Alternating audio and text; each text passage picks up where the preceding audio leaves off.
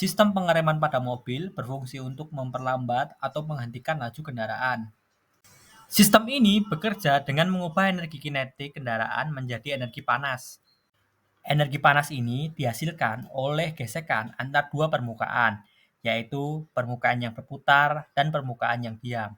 Permukaan yang berputar dapat digambarkan sebagai piringan cakram, sementara permukaan yang diam dapat digambarkan sebagai kampas rem. Komponen-komponen utama sistem pengereman pada mobil adalah sebagai berikut ini. Pedal rem adalah komponen yang digunakan oleh pengemudi untuk mengaktifkan sistem pengereman. Saat pedal rem ini diinjak, maka piston yang ada di dalam master silinder akan terdorong, yang akan mengakibatkan minyak rem tersirkulasi dengan tekanan. Master silinder adalah komponen yang bisa mengubah tekanan mekanis dari pedal rem menjadi tekanan hidrolis. Tekanan hidrolis ini kemudian diteruskan ke dalam silinder rem roda area. Silinder roda adalah komponen yang mengubah tekanan hidrolik dari master silinder menjadi gerakan mekanis. Gerakan mekanis ini kemudian digunakan untuk menekan kampas rem ke rotor ataupun ke tromol. Kampas rem adalah komponen yang terbuat dari bahan yang memiliki koefisien gesekan yang lebih tinggi.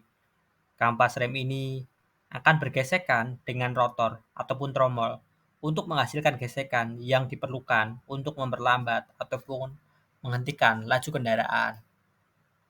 Rotor ataupun biasa kita sebut tromol adalah komponen yang berputar bersamaan dengan roda kendaraan.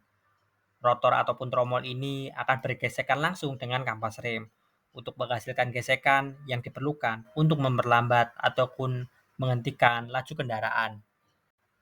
Jadi, berikut ini adalah cara kerja dari sistem pengereman.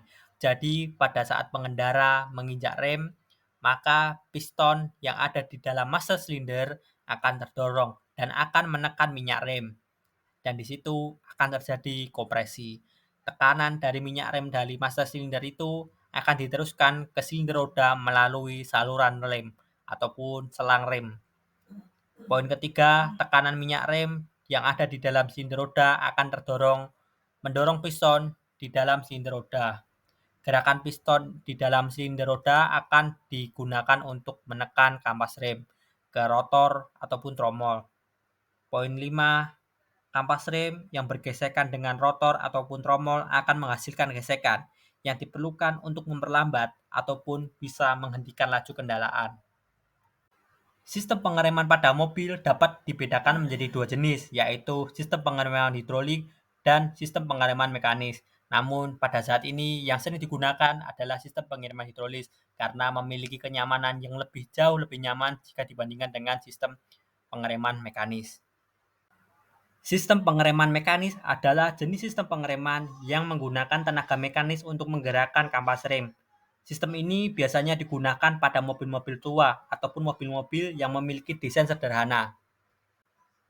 Sistem pengereman hidrolik adalah jenis sistem pengereman yang paling umum digunakan untuk saat ini. Sistem ini menggunakan tekanan hidrolik untuk menggerakkan kampas rem. Untuk menjaga agar sistem pengereman tetap berfungsi dengan baik, maka diperlukan perawatan secara berkala. Perawat sistem pengereman meliputi penggantian kapas rem, rotor ataupun tromol, dan cairan rem, sesuai dengan rekomendasi dari dealer. Mungkin itu saja teman-teman penjelasan singkat mengenai sistem kerja rem pada mobil.